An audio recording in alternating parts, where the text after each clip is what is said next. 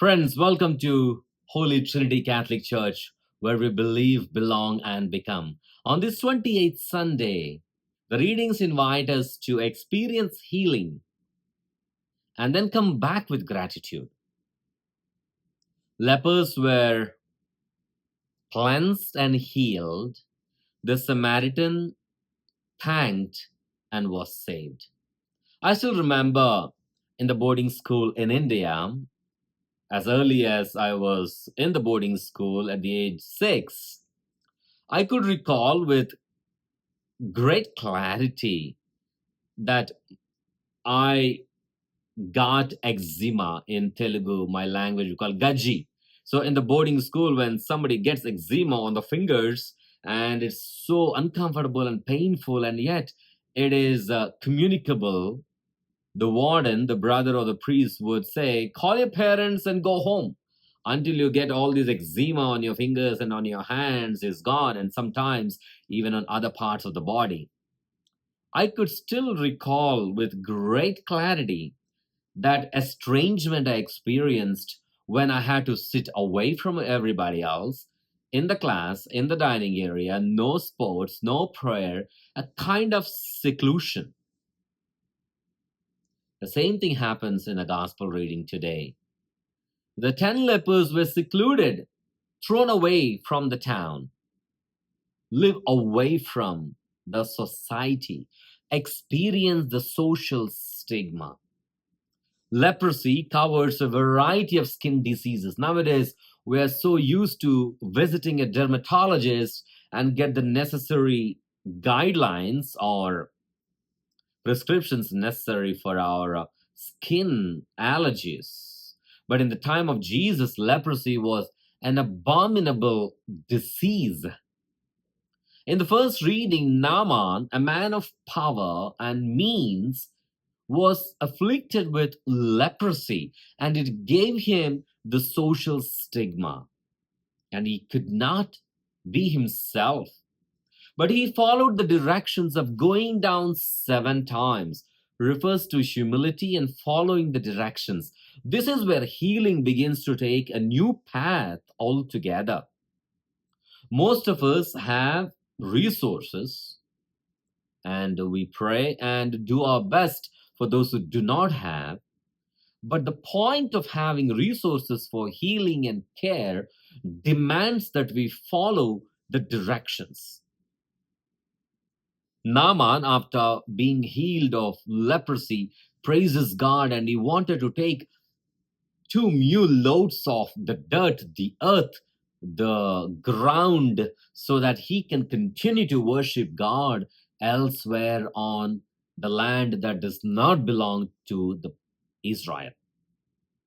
And the first reading shows how God is the God for Israel people and the non-Israelites.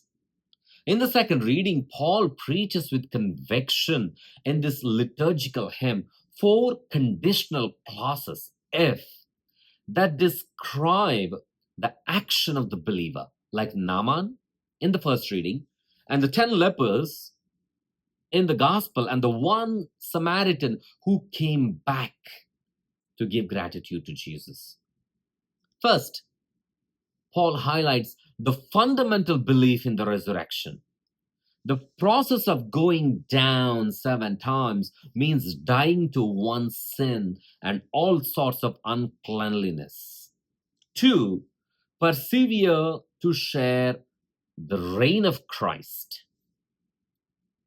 The Samaritan came back, recognizing it is through Christ he received. 3, alternative to fidelity. Healing always pushes us to greater fidelity and faithfulness. Looking at the gospel reading, one might easily conclude, okay, 9 were healed, 1 came back to give gratitude, give thanks. But if you look deeper, only 1 followed the directions that are stipulated but also not clearly mentioned. 9 were the receivers, 1 became the believer. This is the crux, the turning point. The 9 lepers who were healed and cleansed became the receivers, but one Samaritan who came back to give gratitude to Jesus became the believer. Believer. Gratitude leads to belief. Eucharist is thanksgiving. We are not only healed through Jesus in the Eucharist, but we are saved. That is why Jesus' words to the Samaritan man who came back to give thanks to him were, "Get up, your faith has saved you." Others were healed, but Samaritan was saved. Leprosy took away their social, economic, ethnic identity. They carried the social stigma, no identity of whatever sort in the society. They had to cry out, "Unclean, unclean." But this is the breaking point. God breaks all conventions. Remember the time of COVID, how quarantined we were? The word quarantine became the norm of the day. But the lepers of Jesus' time were quarantined for life. They had no way out. But God makes all forms of quarantines and sets us free, liberates us. The lepers were outcasts.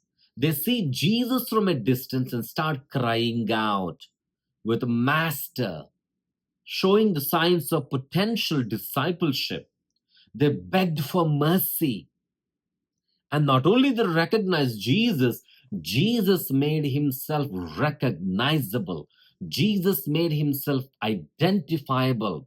And the name of the place Samaria is pivotal here because they could have chosen other paths to go to Galilee, but Jesus chose to go through Samaria, the land of the outcasts. In other words, not only they recognized Jesus, but Jesus made himself recognizable. This has the Eucharistic underpinnings. It is not only we recognize Jesus in the Eucharist, but Jesus makes himself recognizable, identifiable in the Eucharist with his body, blood, soul, and divinity. Eucharist is an opportunity for us to return back to Jesus each day to give thanks. In this miracle, no touch, no words of healing by Jesus, just tells them to go show themselves to the priests, follow the directions, only gives directions to the lepers. Jesus puts their faith to the test in asking them to follow directions. Oftentimes, we receive directions, but we don't put them to faith, into practice. Faith and healing is about receiving directions and putting those directions to action. The 9 did to a certain extent, cleansed and healed, goodbye. But the Samaritan followed the directions to the point of faith to come back to Jesus and give thanks to him, putting the directions. The Samaritan followed the directions, healed and thanked, glorified, and became a potential disciple. A foreigner, an outsider becomes the model, the icon of faith. Do we follow directions of Jesus? Not only to receive healing and being cleansed, but to come back and give thanks to him. Father Praveen Lakisetti, here at Holy Trinity Catholic Church in San Antonio, Texas. Thank you and God bless.